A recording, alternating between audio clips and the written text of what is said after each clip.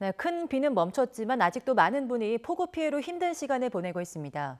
그런데 정치권에서는 4대강 사업을 둘러싼 논란이 끊이지 않고 있습니다. 야권 일각에서 이명박 정부 시절 4대강 사업 추진 당시 야당이나 환경단체 반대 때문에 지류와 지천에 대한 정비가 적절히 이루어지지 않았다는 주장을 펴면서 논란이 시작됐는데요.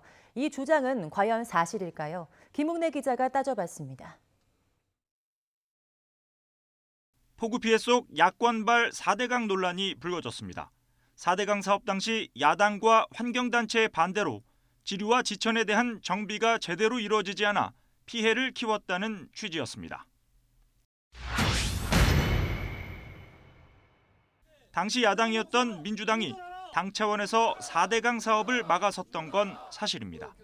하지만 강의 본류에 손대는 걸 막았던 것이지 지류 지천 정비를 반대했던 건 아닙니다. 우리 야당과 시민사회가 지류 지천 먼저 하라고 그렇게 얘기했을 때는 들은 척도 하지 않다가 이왕 하려거든 제발 4대강 2차 삽질이라는 소리가 나오지 않도록 제대로 하시라. 환경단체 입장도 같았습니다. 국가천의 정비율은 97%였고 지류천이 그거보다 못하니 물류 대신에 먼저 지류천을 해야 된다라고 했던 게 환경단체의 초기 주장이었고요.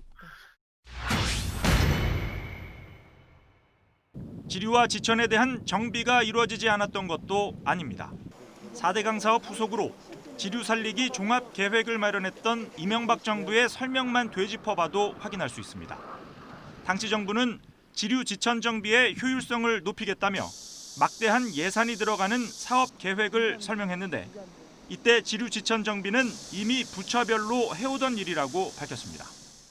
부처별로 거기에 대해서 대응을 쭉 해왔는데 거기에 대한 효과성이라든지 이런 부분에 있어서 산발적으로 이루어지기 때문에 이번에 좀 더 체계를 잡아야 될 필요성이 있지 않냐 하는. 최근까지도 지류지천 정비 예산은 한 해 수천억 원에 이릅니다. 다만 박근혜 정부 이후 꾸준히 줄고 있습니다.